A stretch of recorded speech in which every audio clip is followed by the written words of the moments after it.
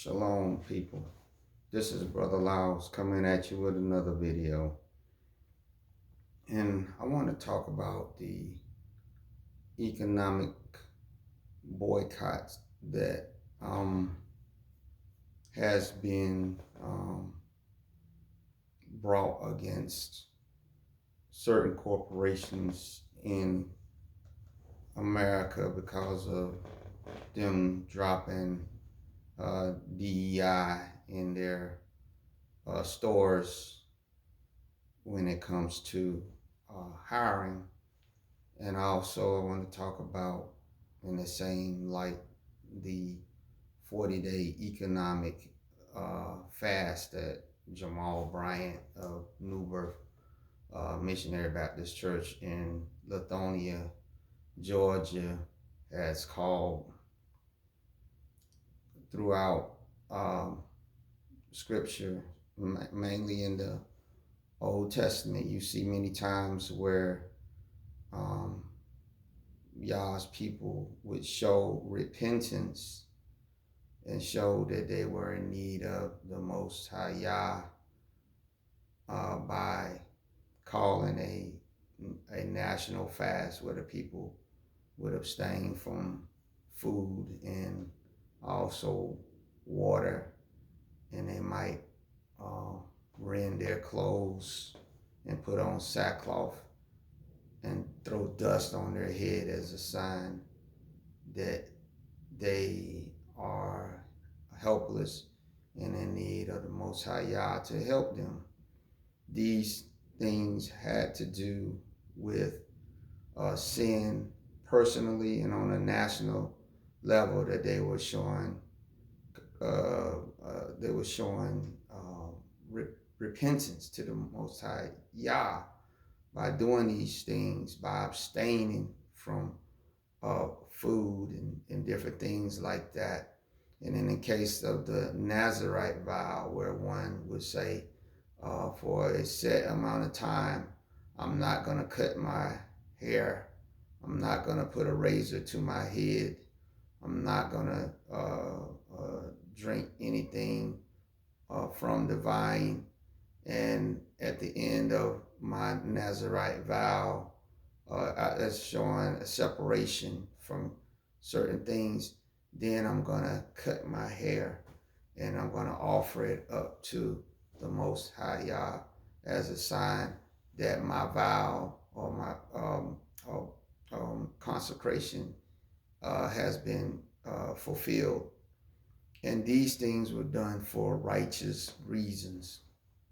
But what you have found over the years, especially during starting with the civil rights era, where you would find people would do different times where they would go on what they call a hunger strike, where they say, I'm not going to eat any food, or maybe not drink any water, or I'm only going to eat bread and water for a certain amount of time until the powers that be do what I decree.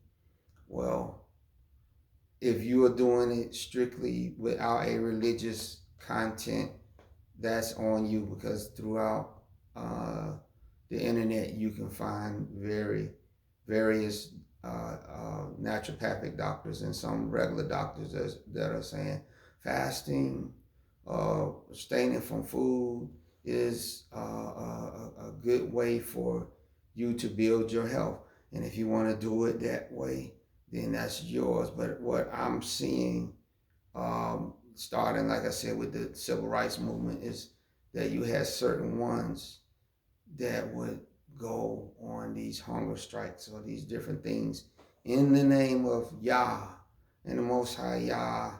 If you look at, like I said, I just got through talking about the reasons people in the Bible gave for abstaining. It had nothing to do with what it is being used for today, but because our people, as I have said in the past, are religious but lost, we now, on a regular basis, we have no problem with throwing out a 3-day fast or 40-day fast or this or that, and put Yah's name on it, and I don't think it's right, because if you look at what the purpose of these things were, it had to do with your heart getting right. It had to do with the intent behind it. It was not nothing connected to evil, that you was trying to force the hand of the Most High Yah to bless you and be in agreement with what you're doing, and that is not the case. So I want to just bring to your attention some scriptures. I want to bring to your attention showing that it's first dealing with this economic boycott. First, I like to say about that, and I didn't know about it until I was looking at a channel the other day, and they show where this economic boycott was actually brought about by some ish guy named John Schwarz. He's the one that came up with the concept for this economic boycott, that is black people are participating. It was not a black. Now, of course, I think Al Sharpton, or Reverend Al Sharpton, is the one that is the face of it, but the person behind it is a Caucasian-ish person. And again, this is what I'm saying. It's brought as a religious man, per se, whatever Al Sharpton want to call it. So that is saying, I'm bringing out this boycott in the name of whatever, but it is first, it's tied to evil. It's tied to these Revelation 2:9 and 3:9 people that are of the synagogue of Satan. Some of them, not all of them, but tied to that. And so these are the ones that's pushing you to boycott. Not that these corporations are any good. That definitely, we should definitely try to buy a black as much as we can without an economic boycott.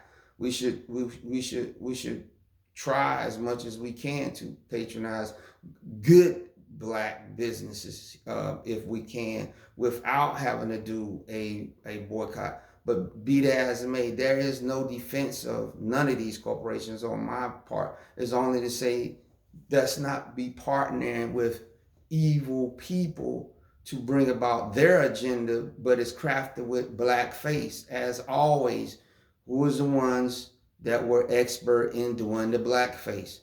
The minstrels. Who are these people? Yeah, that's all I'm saying. This is another ploy for them, and to tap into want us to bless what Yah has cursed. And it's almost like the scriptures. He said, how can we sing Yah's songs in a strange land? When we got to Babylon, we hung our harps on a willow tree and refused to sing. But the people came and said, no, you're going to sing. And this is what we're seeing. After the Democrats were defeated, they said the ones that have been the money changers behind the Democratic Party, they have chopped into our psychic energy, are saying, no, you're going to sing that song. You're going to do these boycotts.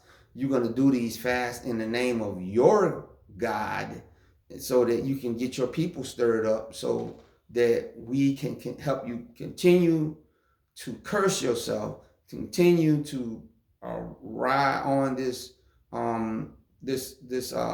thing that's holding us down, and support trying to bring back a DEI thing that when it was created back during the time of George Floyd's assassination, had to do with us as black people, as Hebrew people, being oppressed. But instead, the plan, I believe, all the way from the beginning of it, was to tag on, just like they did affirmative action, Caucasian women and LGBTQ, and then in the name of the black face that they put on it, they would be the beneficiaries of the DEI, which if you look at the numbers, they've already said that only 4% black people was able to even get hired into different corporations and stuff through the DEI. So why are we fighting tooth and nail for this thing when it has benefited mostly Caucasian women and LGBTQ? Because our leaders are worthless shepherds. They're one-eyed shepherds. They're tied to the Revelation 2:9 and 3:9 people. They're obligated through Freemasonry, through their fraternities or sororities, academics, all these things, to continue to push us to curse ourselves by supporting these things with these this economic boycott, which I said was not even crafted by. Now, I'm not to say that he might have not came out with his own thing, but the person behind this is a gentleman named John Schwarz, and he was even able to raise over $90,000 on a GoFundMe for helping implement this thing, because it's going to be several more iterations of this economic boycott that are going to be brought this year. But he is not the face of it. It is the black minister's face that's behind it. It's the black clergy face that putting behind it, just as it was with Margaret Sanger when she appealed to black clergy to be the ones that would be the voice behind telling our women to make access to her eugenics program, as it were, to keep down our numbers, even though they should have looked past that. They bought in for right or for wrong. They bought in.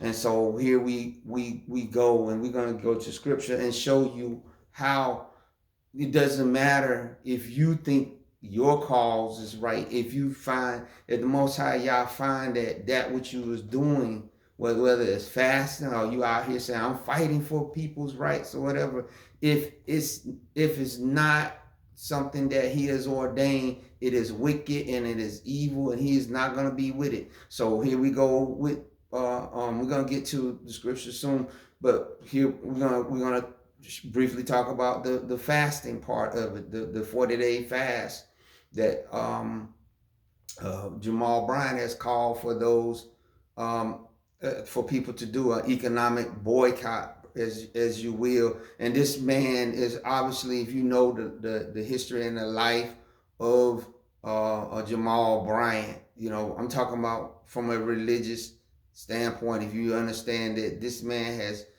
is not a minister for the Most High Yah. He is not with the things that he is promoting, the things that he is doing, the way that he carries himself. That is not of the Most High Yah. I don't care what you're not. And I even when I was in the quote unquote Christian church, I could see that. But unfortunately,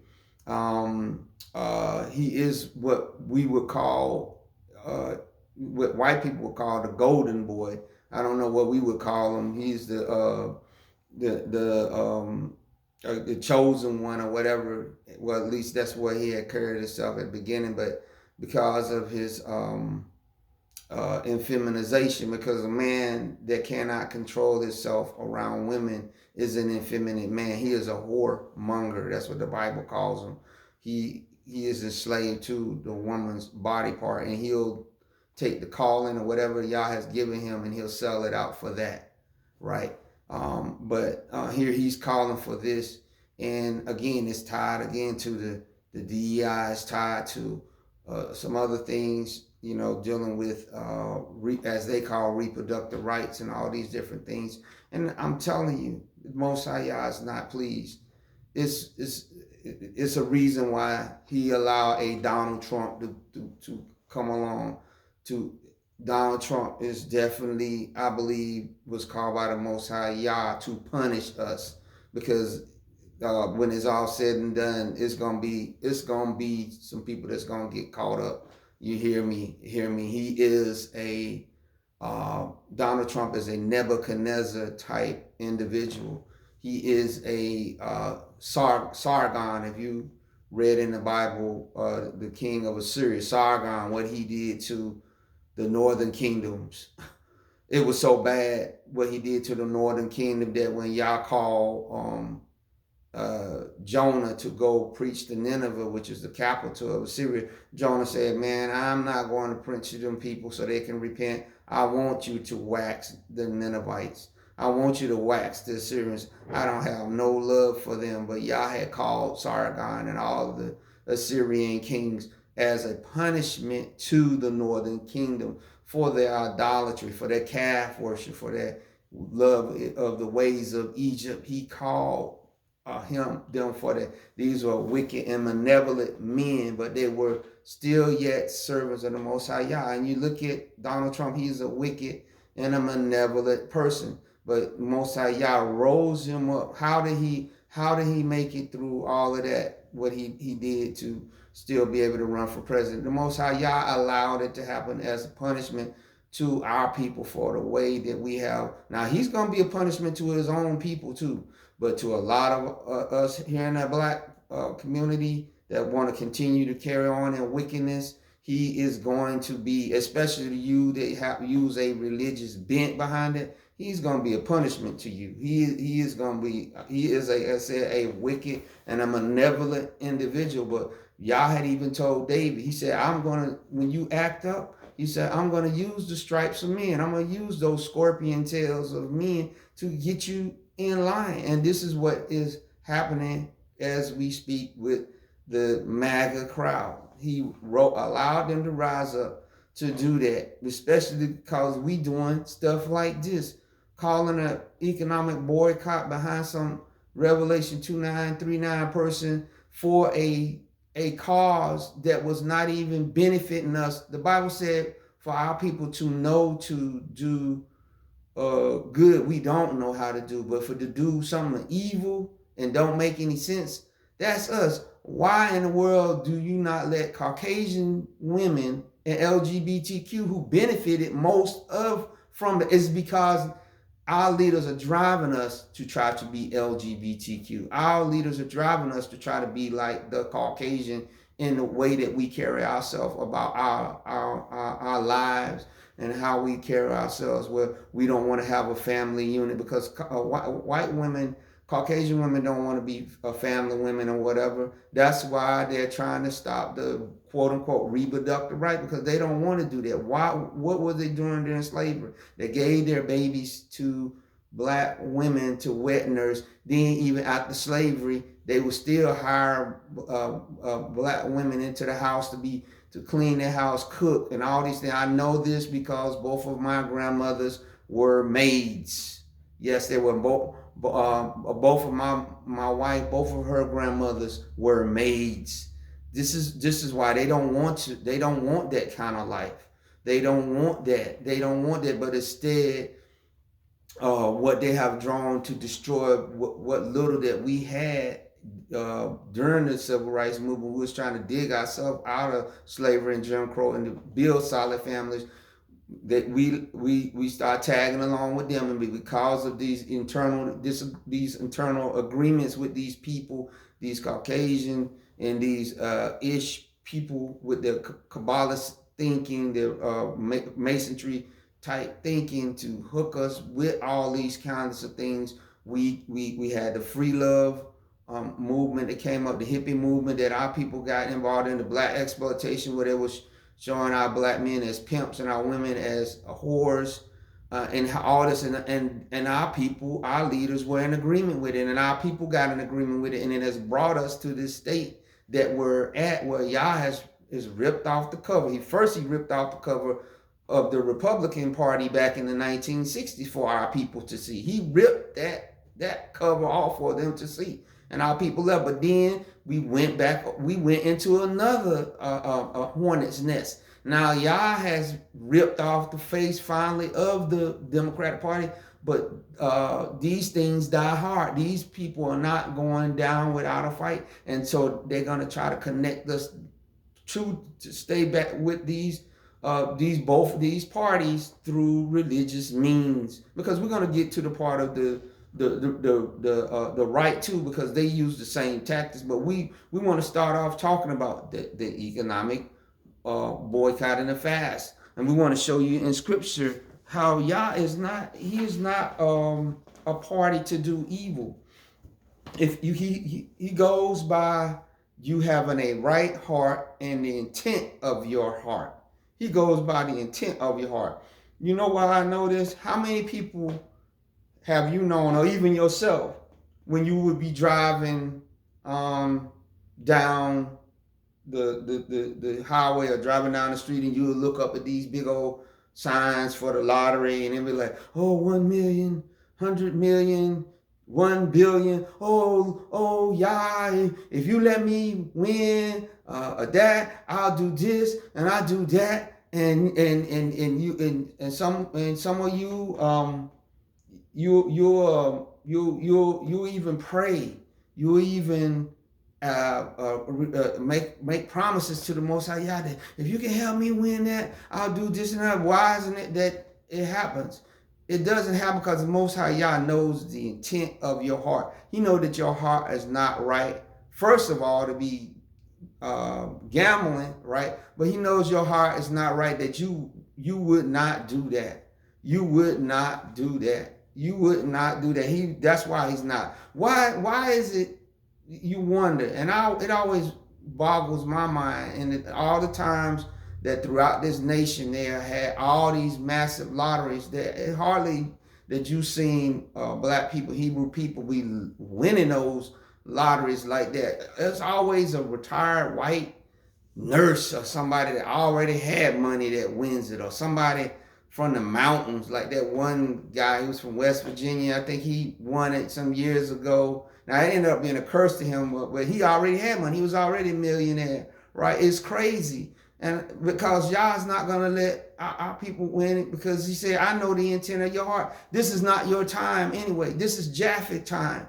But Japhet is trying to get us to help him kick his can down the road of leadership by getting us to curse ourselves, by calling these economic boycotts to help try to save a program that was not beneficial to us in the first place, but it's brought evil and wickedness, because we do not need any more quote unquote female leadership in the black community. We are already a matriarchal society to our detriment, where there's no visible black male leadership, and the black male leadership that is visible is infeminized.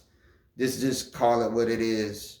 So let's go first to the book of Joshua, the 5th chapter, and verse 12. Joshua 5,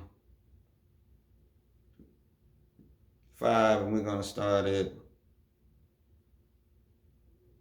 verse 12. And it says, and the manna ceased on the morrow after they had eaten of the old corn of the land. Neither had the children of Israel manna anymore, but they did eat of the fruit of the land of Canaan that year. And it came to pass, when Joshua was by Jericho, that he lifted up his eyes and looked, and behold, there stood a man over against him with his sword drawn in his hand. And Joshua ran unto him and said unto him, art thou for us or for our adversaries?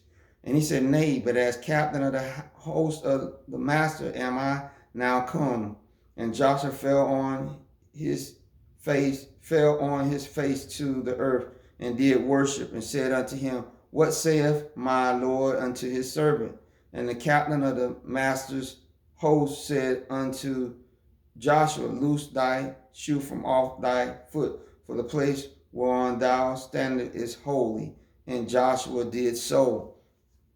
We find here that the Israelites were on the brink of battle, ready to conquer the promised land that Yah had promised them to Moses. They were about to cross over. They had already crossed over the Jordan. They was encamped. And so here's Joshua trying to come up with a battle strategy to help defeat Jericho, which was a mighty city, talking about its walls.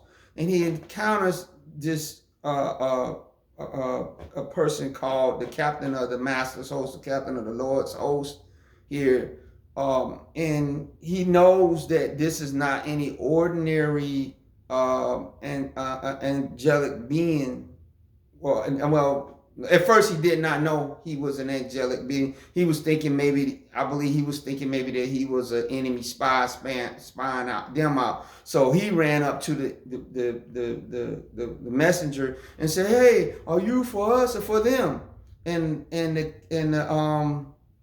messenger said, "No, I am the." First of all, he said, I'm not for either. I'm not for you and I'm not for them. He said, but I am the captain of the Lord's or the master's host.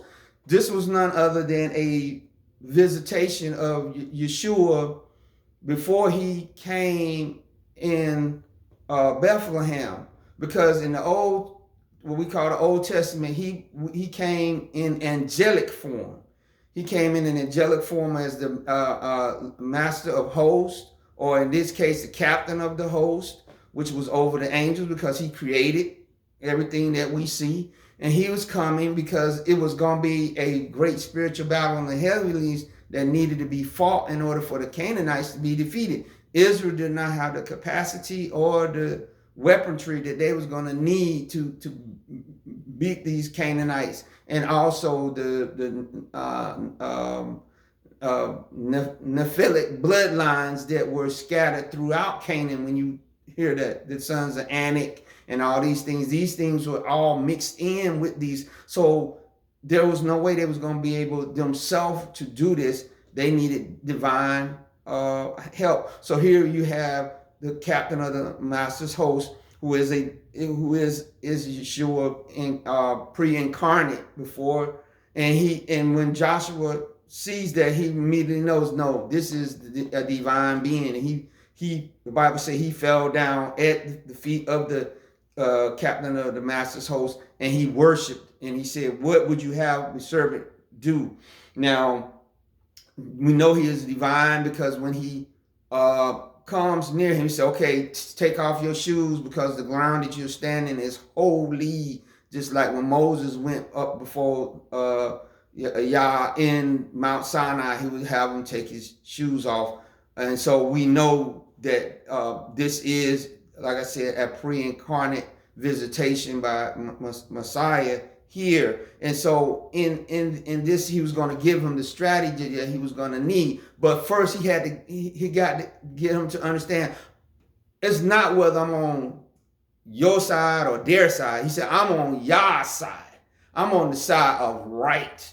And so this is what we have to deal with these boycotts and these different things where they're saying, okay, are you on the Republican side? Are you on the Democrat side? Are you on the left side? What we as believers, especially as Hebrew people, as believers, we need to be on the side of Yah in all these things, no matter what it is, whether it's this economic boycott. What is it tied to?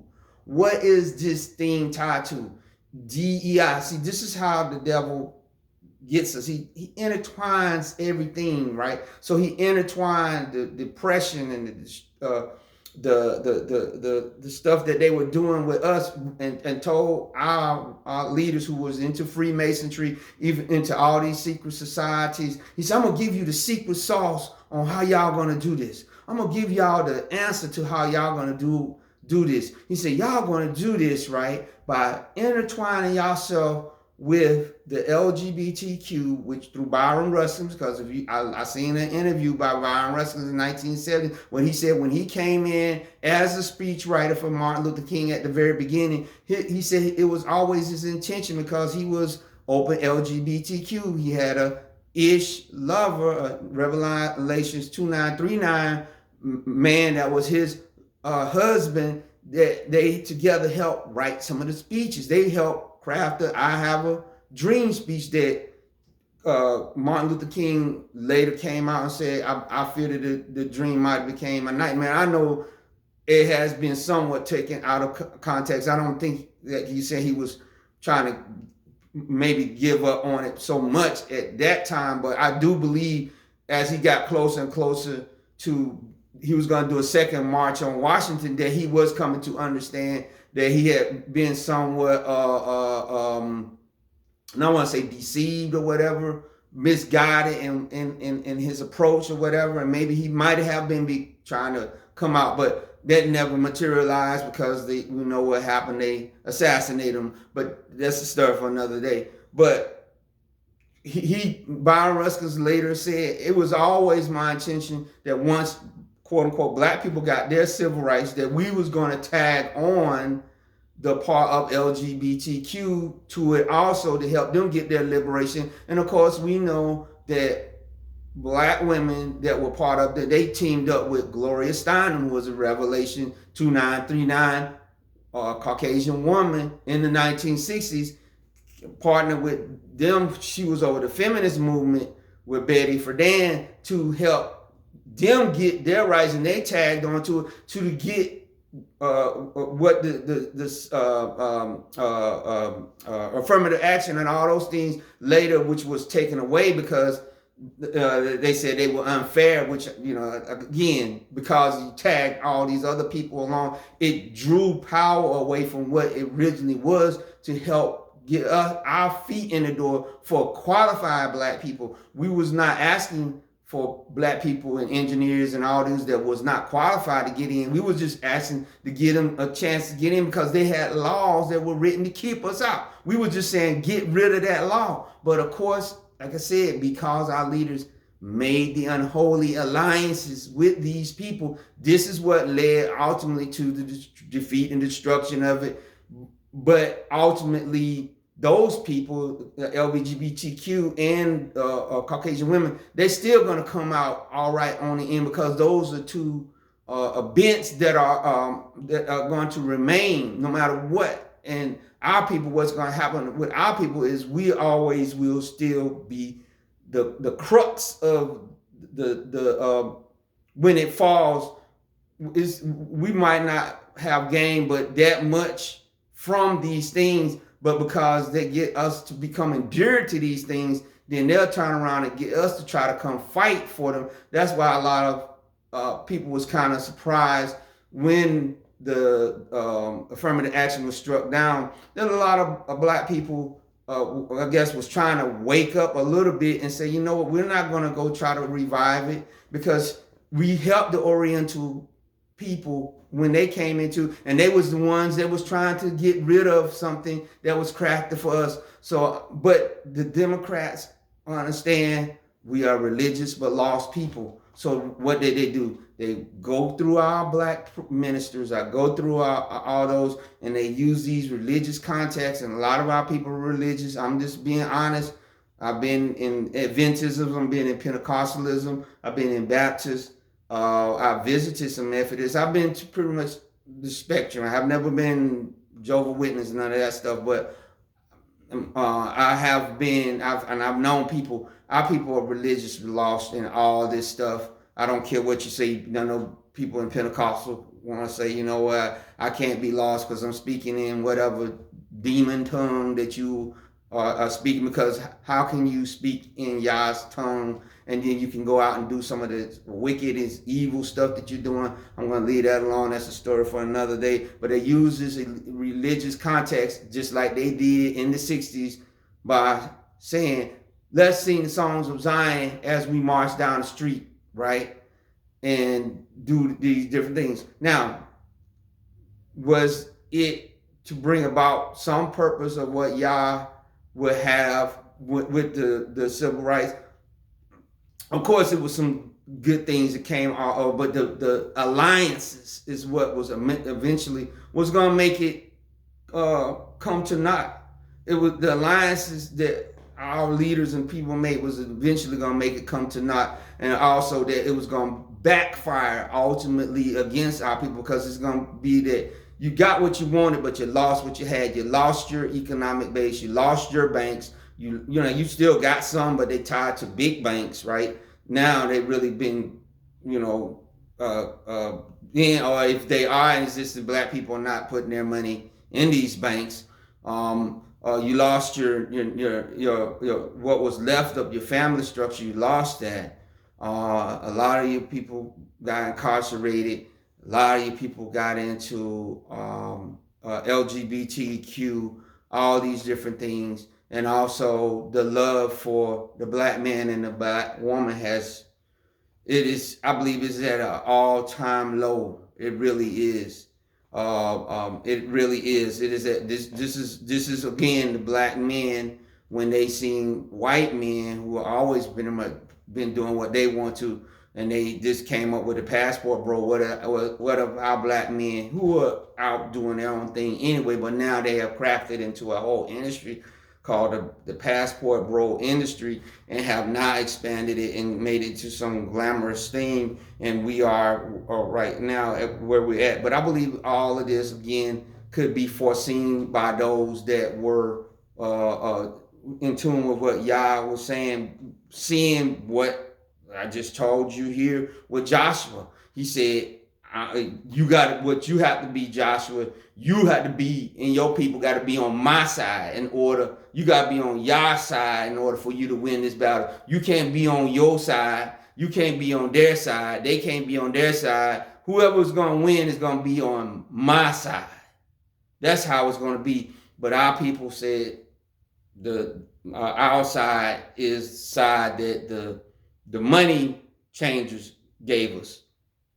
And I didn't even know that, and I seen some pictures the other day that King was tied to the Rothschilds, and he was tied to the Rockefellers. And these are globalists. These people are the Nephilic bloodlines. These people are the like I said, they're the capstone, some of the capstone people. But this is what Yah is saying. Your intent of Joshua, the intent of you and your people heart has to be right. It can't be like it was with the people when they was wandering through the desert 40 years, because if it is, I'm not gonna be behind you. You're not gonna be able to conquer Jericho. So I'm here to tell you all this stuff, because listen, the Revelations 2939 man, John Schwarz, he's raising money for himself to do this. So no matter what happens, whether it puts a dent in Target, because what's a couple, they might miss $1 billion or whatever, but remember, they can do tax write-offs, right? They can do this, it's no big deal to them. And if they go into a lot of AI and automation and stuff, anyway, it's not gonna be. But this John Schwarz guy and some of our leaders, religious leaders, political leaders, they're gonna benefit from it, right? Whereas, unfortunately, the black products that are in Target and these other places that are not being, they're gonna really suffer. They're gonna suffer. They're really gonna suffer. The other people's products in there, they're not caring about that. But it probably took some of them people, black people that got products in these stores, it probably took them some numbers of years to get in these products. And don't you believe that if they suffer, right, they're going to try to tell those black people in there, hey, we're going to have to take your products off the shelf. And what's going to end up happening, either that people are going to say, well, we're going to depend on just clearly selling on the internet, which you're going to be at a loss against Amazon, because Amazon, always seems to win out.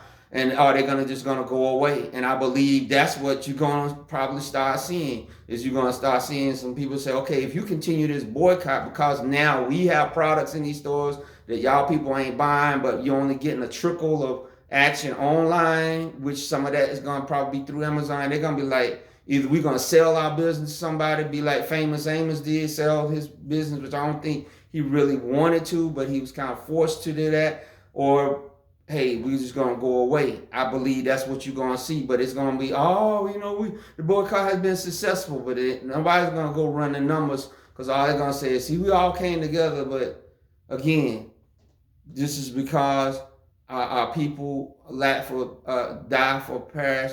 for lack of knowledge, because we have rejected knowledge. We didn't go in. Someone else did the research. So this John Schwarz guy, he knows what's going to end up happening at the end of all of this. They're going to be, their pockets are going to be fuller.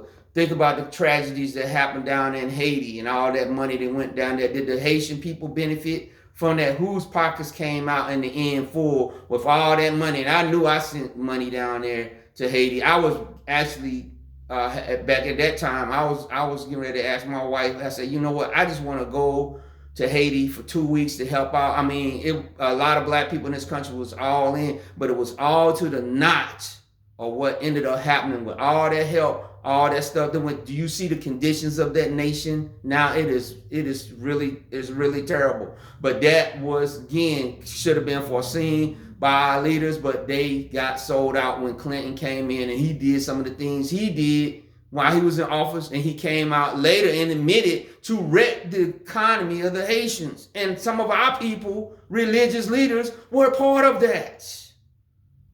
But let's go to the part of the fasting, because not only we got these boycotts, and these are not going to be the end. Remember, Trump has only been in office for a few months. We still have almost a good 3 years and some change left that they want us to be doing this.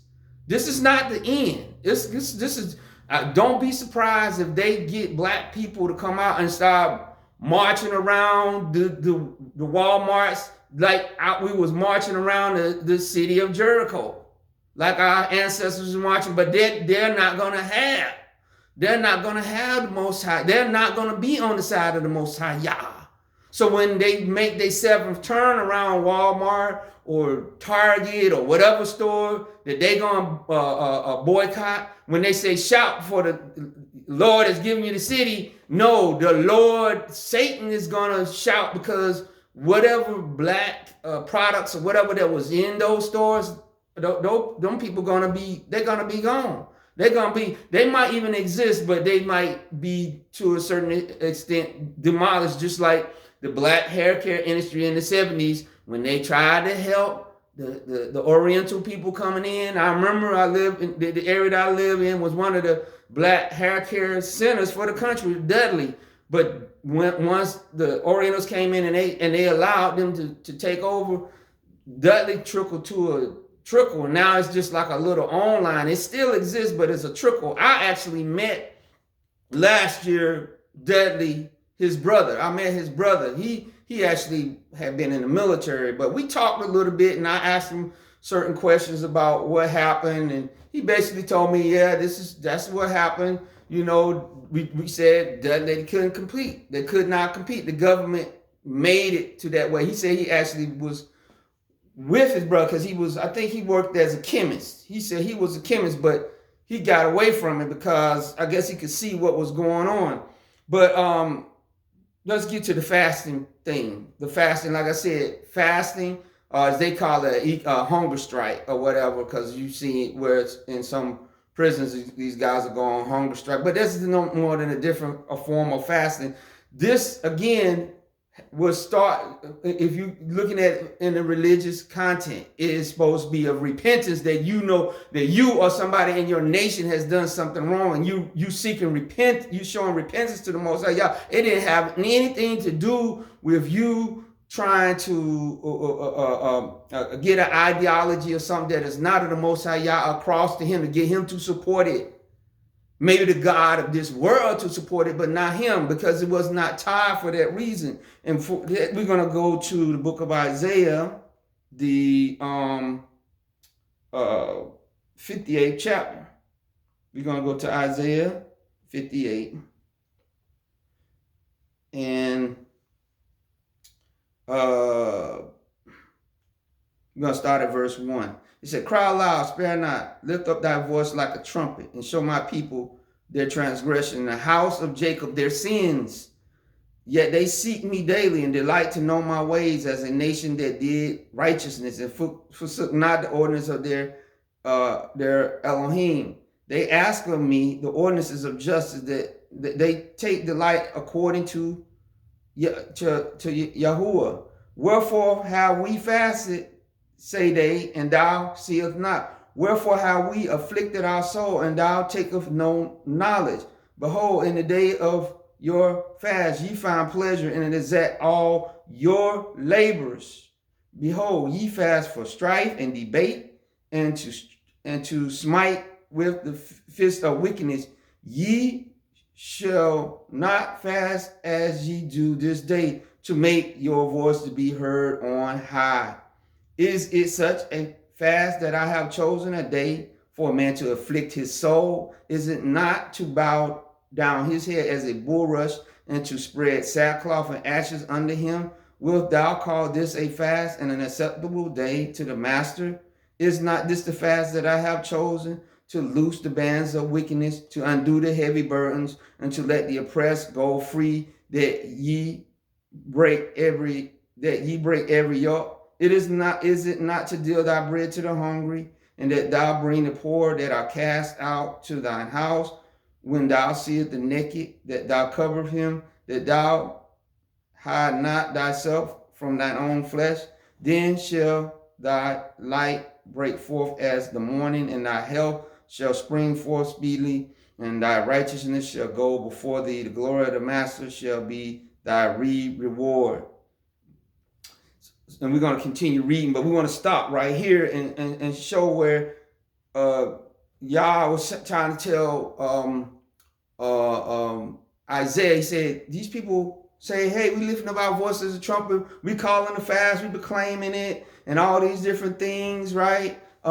He said, but this is the way you're supposed to do the fast. You're not doing it the right way. Your fast is because you want to know righteousness. You want to you know that you have forsook the law of Yah. You know that you want to be shown what your sins is. This is the purpose of the fast when you call it before the Most High Yah, because it's something that you understand that is wrong with you, not wrong with somebody else. It is when it's called for a nation is to afflict themselves. He said to afflict yourself and to show you what wickedness that you said. But when you're calling these fasts, he said you got people that's and I guess in this case it was people that might be their servants. You say you afflicting your servants. You're doing bad, because if you read throughout the Old Testament, you'll see that our people had a bad habit of selling each other into slavery. I don't care how other people try to come up and parse it and say, no, that's not the case. No, our people would do that a lot. They would sell each other into slavery early on when they was. Well, let's think about what Judah did to and his brothers did to Joseph. So we have that problem. We have had that problem. But he said, when you call it fast, you sitting there, you're afflicting your servants, you're beating them, you're doing all this kinds of wickedness, you debating, and you got strife going on amongst you or whatever. He said, is this the kind of fast that I want you to do? He said, no. He said, the fast that I want you to do, he said, I want you to afflict your soul. I want your head to be bowed down as a bulrush.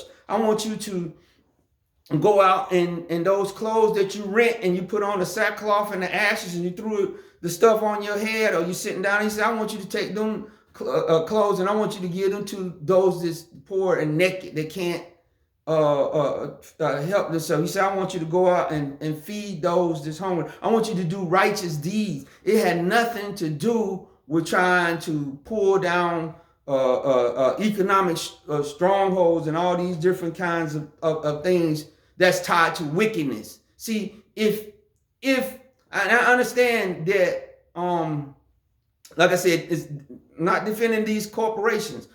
They are wicked or stuff, but understand what they're boycotting these institutions for, which they are not telling you not to be future customers with them. They're saying you're doing it because they won't reinstate DEI, which I told you had to do more with Caucasian women so that they can have their rights to go out and to be loosey-goosey, that what they want to be or whatever, and for the LGBTQ, which is not a righteous thing. This is why I'm saying calling for a fast, for that to be brought back into fruition. it would be different, they said, for just for us as black people to help us get more positions in corporate or whatever to a certain extent. But that's not what it's tied, because it's tied in with that. Y'all said this fast that they're calling, whether it's for food or whatever it is, I think it's this fasting for, well, I'm pretty sure there might be people that actually might be abstaining from food. He said, but whatever it is, it's tied to us to help bring back in that thing, you see. And whenever somebody gets up and points that out, of course they're gonna say, but no, that's not the case. Everybody, we don't have to understand. We don't have to worry about the rights of the Caucasian women being, to a certain extent. I'm talking about where they're gonna be brought down to the level that we are. That's not what's gonna happen. The LGBTQ, especially theirs, we don't have to worry about that, because that is in their society. That's not going to be nullified if you worrying about that, right?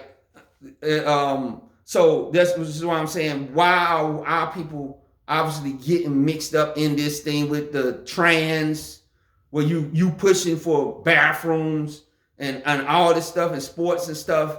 Why are you doing this? Has been stuff that they have been handling for themselves, but now they have got us to interject, and now we are telling people to fast and pray for programs to come back to re-implement these things that are obviously going against the ordinance of Yah. He said, I will not hear you. I'm not going to hear you, at least not on the part for you, because understand, this nation is still theirs, right?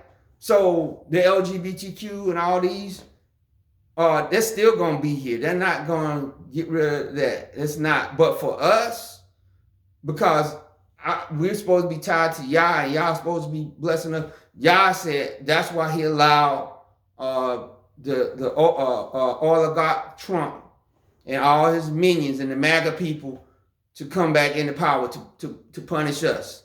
He's using this tyrant to do this, because he said to David, he said, if your people get out of line, I'm going to use the whip of men, because this that we try to defend is not, we should not be in defense of this. If we was in defense for ourselves, Yah, the first economic boycott the black people did, and at least recorded that I understand in Birmingham, was because we could not ride on buses. And that was an organic thing that the black churches in the Birmingham area and all them, they came up with that themselves. Because in fact, it was started even before King came there. He was just appointed as a spokesman. But all that was organized before he got there. But that was one of the most, and I believe Yah was behind that. That was one of the first successes ones when they said we're gonna cut off. And after that, they the Revelation 2939 people that start funding the civil rights movement. After that, they say, no more economic boycotts. We don't want to do that no more. Why? Because those businesses and stuff were parts of their businesses, and they didn't want that. When we did it on ourselves with Yah behind it, it was successful. But anytime after that, it was going to be done, it was going to be at their bequest. But it would not ultimately benefit us again, because again, when you say, okay, well, let's segregate the lunch counter so we can go in and eat amongst them and all these things, what happened to your restaurants? What happened again? So yeah, you did do that, but you got what you wanted, but you lost what you had, and they understood that. All they was doing was saying, we want to take a little of that wealth that the black people had only been circulating amongst themselves, because we wouldn't let them engage with us in business. We're going to let them bring it over. And ultimately, we're going to benefit, but that which they brought over from theirs is going to be gone. Instead of approving theirs and say, yeah, if we want to go over there to that, maybe we'll go. And we say, oh, yeah, we did that, but now we want to go back to ours. No, you're not going to have yours to go back to. You only have that. And they knew that. Because, again, you fasting, you praying, and you doing it.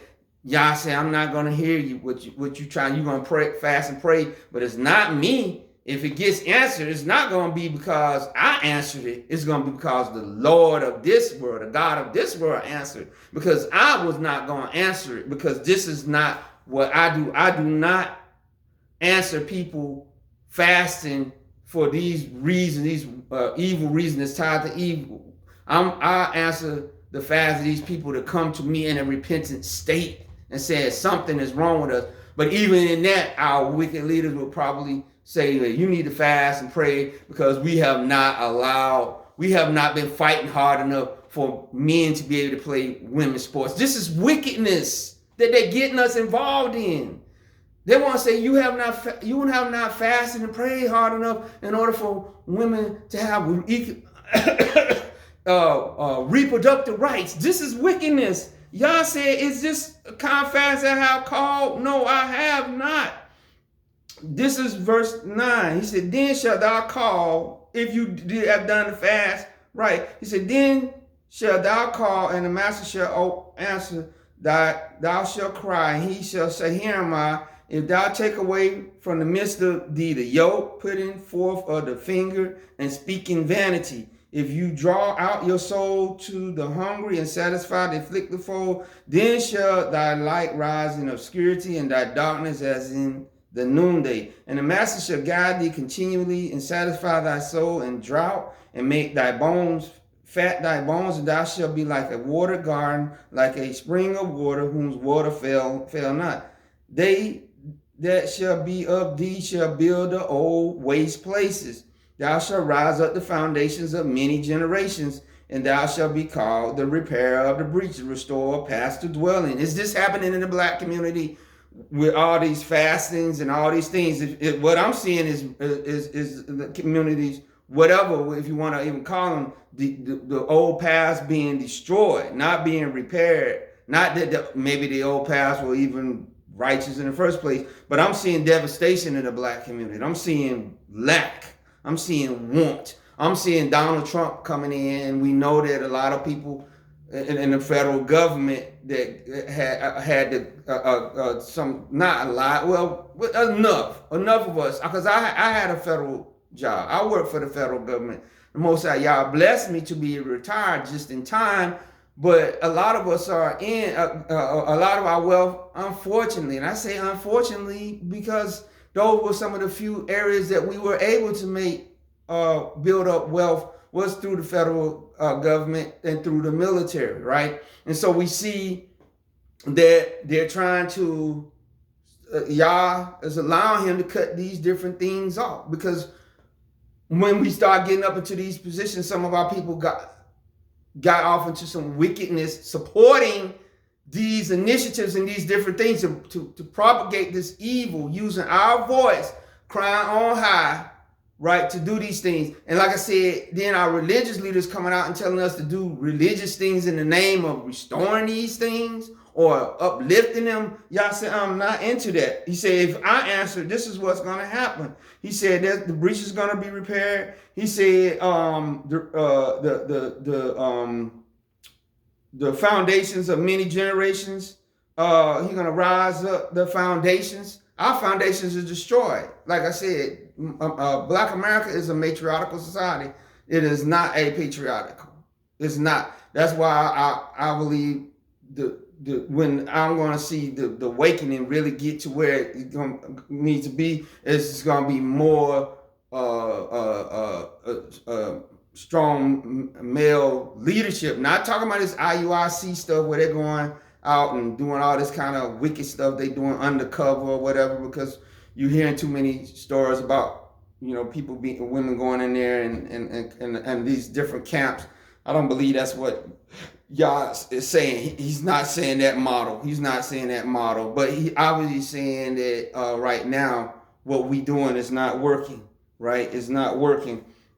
Verse 13 said, that turn away thy foot from the Sabbath, from doing thy pleasure on my holy day, and call the Sabbath of delight, that holy of the master, honorable, and shall honor him, not doing thy own ways, not finding thy own pleasure, not speaking thine own words.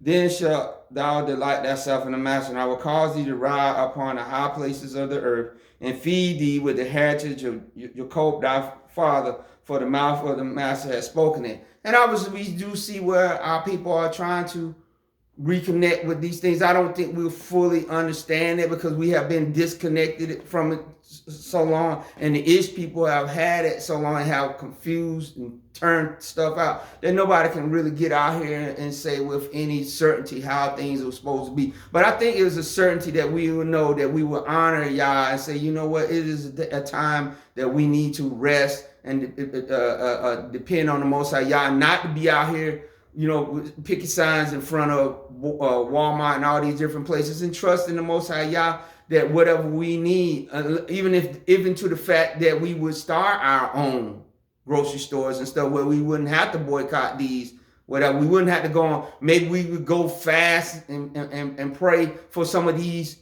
supermarkets and stuff that black people have, although very few, that we would pray that the Most High Yah would forgive us our sin and take our blinders off where we can see once again to go and patronize one another. I would think that would be a fast that I would be in support of, that he would take the blinders off our eyes in order for us to congeal righteously now, not just joining ourselves to whoever, but at least come and be in support to build up righteously and get the beggarly elements out of our community. Some of this crime, some of this GANGS that is running amok in our community, to get rid of all this wicked entertainment world, what it is doing to our community, where our kids are emulating that stuff, rock and roll, hip hop, country, R&B, whatever it is, you getting into it and doing all these rituals and stuff, and then bringing this stuff back and throwing all these signs and sigils and stuff up, talking about, you know, I'm connected to success and all these things, that we will fast and pray that Yah will break the yoke of that in our communities, where our young people would turn away and take STEM and SIM seriously and get out here while we still can, because it's still, we don't know when the Most High Yah is going to send his son Yahshua back, and we must occupy till he come. We must engage and do business in this while we to a certain extent. Now, will there ever come a time maybe that we definitely would say, hey, you know, just dealing with us. Let's just say with apartheid, we knew in the 1970s, 80s, 90s, into the 90s, that there were companies and stuff that was supporting the oppression of black people in South Africa, and that was the only thing. I would not have any problem with us people saying boycott that. Let's not go there or whatever, because we know. But see, it's the intertwining of the issues with the DEI that I have a problem with, and I believe Yah has, and that's why I don't think it's going to be successful, at least on the part for us, because Yah will not be a party to evil. You cannot bend his arm through any religious act. If your heart is not right and the intent of what it's trying to do is not right, Yah is not going to be behind that. You can see this in the book. Yah judges the heart. You can see this coming out of Hebrews 4:12, right? You see this Hebrews 4 and verse 12. What does it say here? He said that for the word of Yah is quick and powerful and sharper than any two-edged sword, dividing even to the dividing asunder of soul and spirit and of the joints and marrow, and is a discerner of the thoughts and intents of the heart. Neither is there any creature that is not manifest in his sight, but all things are naked and open unto the eyes of him with whom we have to do, right? Because the word of Yah is the word incarnate, the word that Joshua, Yahshua, that is who he was speaking to. That's why he was telling Joshua, if the intent and stuff of your people's heart is not right, if they're not doing right, I'm not gonna, and y'all not on my side. You're not gonna defeat Jericho. And to prove that point, and we're going to get back here to Hebrews, but to prove that point that what the captain of the master's host was saying, after they defeated Jericho, that master city, they went to little Ai. They went to Ai and lost. And then when they came back and the people was fasting and crying and renting their clothes, what did Yah do? He came to Joshua and said, get up. He said, stop that crying. He said, there's sin in the camp. And because you got sin in the camp, I'm not going to help you beat Ai.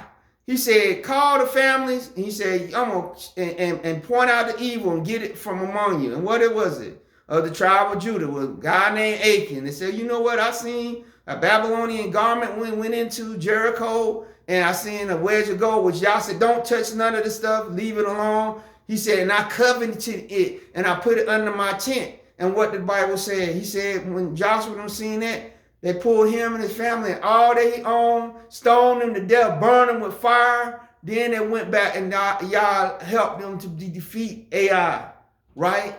Even though they was doing all that fasting and crying and all that, he said, I don't hear none of that. So it's the same thing, because here in Hebrews, he said, he is the discerner of the thoughts of the heart and the marrow. He said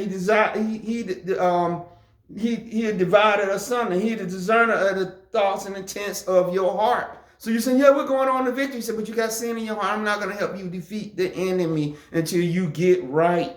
And so this is what I said with these economic. You can go out and do what you want to, right? It's up to you. But I'm saying, if you are a true believer, you need to really pray on it. And it's the same when these black people on the Christian right with this stuff, where you see the people that's hollering and screaming and saying Donald Trump is a servant of the Most High Yah and all this other kind of stuff. He is, but not in that vein that you're calling him. He's the servant in the vein of Nebuchadnezzar, Sargon, and all those that rose up to afflict our people because of our sin. We know how wicked Nebuchadnezzar was, that he said, you know what, and Donald Trump has that same spirit. When Daniel showed him the dream, he showed him the statue of gold had different sections with different metals. What did he do? He said, okay, I'm the head of gold. And so you saying that the head of gold is going to stop when it get down, it's going to be silver, the Persian. He said, okay, no, I'm going to go to the plains of Dur. I'm going to have them, pitch a idol that's solid gold, 90 feet tall. They said, he said how many cubits were covered in gold. And it's gonna be massive. It's gonna be on the plains of Dur. I'm gonna get all Babylon to come out one day and bow to my kingdom that will never end. He made the statue gold from head to toe, because he was basically saying, no, the golden kingdom will not stop. And in a sense, that has been somewhat, not in the sense that, but the spirit, because it was the head, the spirit of Babylon, they pass on to the other, but the appearance has changed because the different nations, the different tribes have their iteration of it. But it did start with a head of gold. But every leader that has been over these different parts of the statue that Daniel and Nebuchadnezzar seen have been wicked men. And that's the case with America. Now, some don't believe that America. I believe that America is the military arm of Babylon. I believe London is the economic part, and I believe that that's why the gold they talking about, they can't find in gold Fort Knox. It's over there in London, the city of London, where the Rothschilds, they set the price of gold. That's why you're not going to see no gold in those places, right? But then the religious arm of Babylon is the Vatican City. But the word of Yah says here that Yahshua, he is the word that is quick and powerful. And if you go in verse 14, he said he is also the high priest that has passed on heaven and is making intercession for us right now. And he's not going to intercede on behalf of us for some wicked, evil fast that we're doing to help bring about some organization or agency that is promoting evil. He is not going to do that. That's not what his high priestly duties entail him to do, to petition to the Father to help get DEI or some of this other wicked stuff, or even for you black Christian conservatives to say that Donald Trump is another type of Darius or Cyrus or whatever it is, or to continue to support this stuff with the Revelations 2939 people for us when we was deceived to pray for the peace of Jerusalem.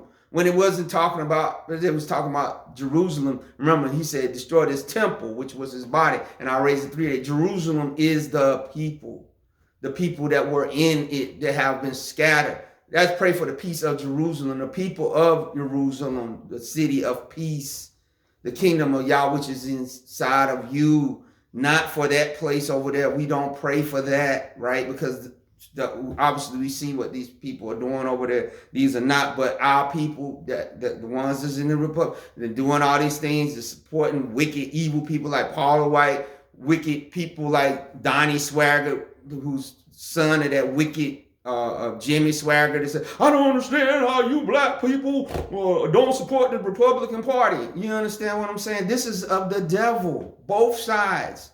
And they're using religious context. So don't be surprised that when Donald Trump get in trouble, some of you black Christian conservatives, that they're gonna call for a fast on TBN or some of these other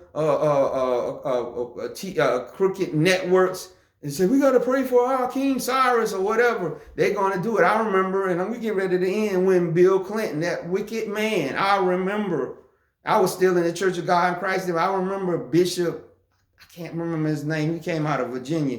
But I remember him getting on. I used to listen to his radio program. But after he said what he said that night, I didn't listen to him. I can't think of his name now because it's been so long ago. But when the stuff came out about Monica Lewinsky and all that, he said, Bill Clinton is our King David. We must stand by. I said, what? Are you kidding me? This man standing in the White House letting this woman do this to him in the Oval Office and him doing stuff with his cigar. You saying this is our King David? Really? And look what our King David did. He did that crime bill that locked a lot of our young black men up. And that's, again, y'all raised that wicked man up to not just destroy Haiti, but him and Al Gore and Hillary and Biden run havoc. But it was all in the name of our black people, that religious leaders out there said, he's of the Most High Yah. He is our King David, just because he could play a saxophone and he knew how to talk good to black people. You see what I'm saying? Yah will not be mocked. Whatever supposed person, so also shall we. Is it possible for some good things to come out? Yeah, it can. But I'm saying, if you are on Most High Yah's side, it don't matter what King Cyrus, Nebuchadnezzar, this King Sargon, this Pharaoh, he gonna help you win. But if your heart intent of what you doing, all this religious stuff and all this stuff for, is not right, it's not gonna come to naught. Because the intent and purity of our heart is above all else the most important thing. From the scriptures explored, whether we're fighting a battle, fasting, or other acts of spiritual devotion, Yahuwah values the heart intent above the internal action itself. Rituals and acts of worship mean nothing if they are performed with the wrong intentions or they are associated with sin. Yahuwah desires true, heartfelt repentance, justice, mercy, and desire for righteousness in all that his people do. It is not the outward appearance that matters to him, but the sincerity of the heart. So you can go out and say, we're fighting for the poor, the oppressed, and all these things, but you know it's tied to evil. When you had people pushing for them to have places for people to be able to shoot up drugs and all these other kind of things, and continue to have these places like Kensington, the Kensington in Philadelphia video where the people bent over and people fighting. Just let the junkies have some peace or whatever, and destroying these people's lives. Yah is not fighting for that. Whether one is facing spiritual warfare and engaging in acts of devotion like fasting, Yah looks beyond the actions to the heart of the individual. Is your heart right? Yah does not need our internal acts of faith. They are meaningless without a right heart inside. Yah wants us to seek him, to get our heart right, so that we won't even have to, if we just do right, we won't have to be fasting and doing all these things. We can just go to him and call on him, and he will answer. So that's all we have. I want you to come to this video. I want you to please give this video a thumbs up. I want you to subscribe. I want you to leave a comment. I want you to share this video. And I want you to just continue to pray for it, because we got to, unless something drastic happen, we got 3 years and some change left of this that we're going to be confronted with. This is not the last boycott. This is not the last fast. And like I said, more and more of our religious leaders, but what we need to push back on the left and the right, when the people on the right come and say, we need to pray for Donald Trump and all this other kind of stuff. Now, the Bible said, do pray for the peace of the place that you're in, because you obviously, you don't, but in some instances, you got to be careful how you parse that. Are you saying you praying for this, the evil stuff that person is trying to implement? No, that's not what he's saying. He said, pray that, that it'll be maybe peaceable for you, because ultimately, Yah never said that the people that's going to rule this earth were going to be righteous people. In fact, the Bible says he makes the basis of men the leaders of this world, because the world lies in the lap of Satan. The stuff couldn't get done with people that are honest and all that. Not to say that we don't seek that. If it can be, we look at Abraham Traore, what he's doing over there in Africa, but he's doing it on a small scale. And also they have different things going on. And I'm pretty sure that he'll never probably totally be able to get all the corruption, all that, but he is a good model. But we all should seek in our own individual lives not to get caught up in certain things, right, that we know are tied to evil, and try to twist Yah's arm by asking him to support us when we're doing certain things that are tied to evil, that Yah will not be a party to evil. So with that, I want to tell you, shalom and be blessed.